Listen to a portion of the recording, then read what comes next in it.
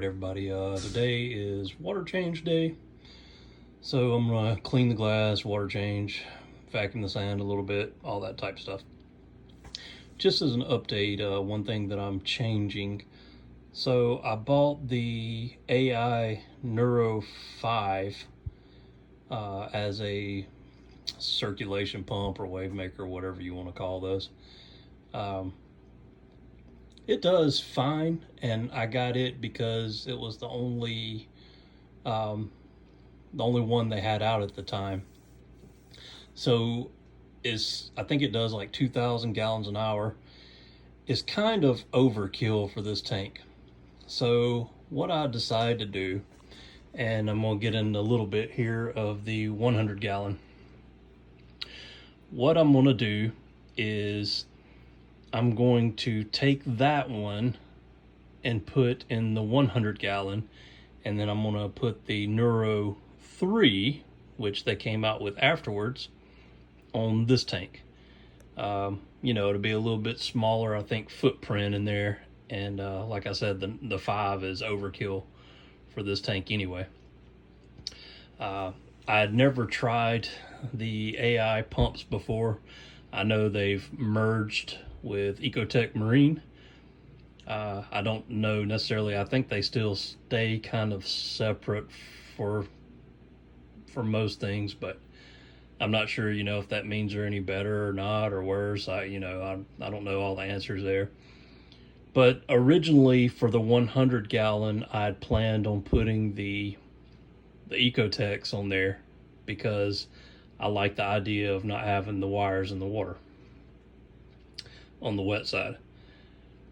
But I just can't justify spending that amount of money on them. There's so many different options out there that, I mean, they're just overpriced for what they are, in my opinion. I know a lot of people love them. It's probably like one of the #1 sellers. You know, you can buy the battery backup for them, which I don't need because I've got battery backups separate on both tanks. So to me, the only advantage that you get is just not having the wire in the water in the wet side of the tank. And I can't see spending, what is it, like $360 or something like that for MP40. So, I mean, let's just say almost $400 a piece. Let's say we're going to be, for 2 of them, we're going to be just shy of $800. So let's just use that as a guide. $800 for 2 pumps. I mean, that's just a lot of money. So I can get the Nero5s, which I already have this one, for $200, and the Nero3 is $150. So I can switch this one out, which that cost me $150 to do, and then spend $200 on one more Nero5, and I'll be good to go.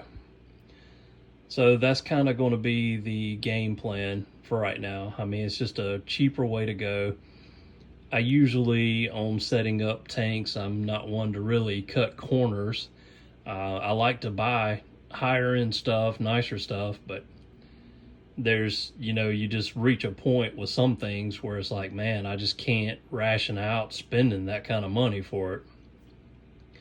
So anyway, that's where I'm at. So I'm about to do a water change on this one, and as part of the water change, I'm going to pull that pump out, and then I'm going to be replacing it with the Nero3. So hold on a second and I'll show you what comes in the box. Now these have just become available again. For a while, BRS was sold out of them. So it took me a little while to get my hands on one after they were released. But just like I said, you know, I think this is a decent pump for what it does. I think it's a good value for the features and things that you get. I don't love the app for it. It's just okay. But, you know, I just don't think you can really beat these pumps for the money. And like I always say, I'm not paid to any of this. I didn't get this for free. I paid for these things. So I'm just giving my honest opinions on them. But I just think for the money, you know, it's a good pump. So the Nero3, a little bit smaller footprint, so I kind of like that better for my son's tank. So let's pull it out here, and then you have this little guy, which I mount up in the stand. That's the actual controller for it, pretty small as well. And then the only other thing you should have here, with a little zip ties mounting. It comes with a little, like, I guess you'd call it fish guard that you can put on the back that just kind of closes up these open holes, which I do use. And then just the power. That's all there is to it. Everybody wanting to see instructions for it, you know, feel free to pause, take a look at these. If you won't, there's really nothing to them. Oh, got that upside down. Soft reset, all that type stuff. Nothing to it. But anyway, I'm going to go ahead and shut everything down on the tank and do a water change, and then switch out that pump. And then I'll, of course, clean the Nero3. I'll set it in some, I don't know if I'll use vinegar, or sometimes I use hydrogen peroxide to clean all the algae out really well. Use one of those and clean it up good, and then I'll let it dry for a day or so, and then I'll stick it in the 100 gallon. And then that way I'll just have to buy one more and should be good with that tank. All right. Really nothing else for this video. I mean, I don't know if there's much point in me showing it off again after I get the water change done and cleaned. Like I've told everybody before, if you've seen in my videos, simple methods that I do water changes.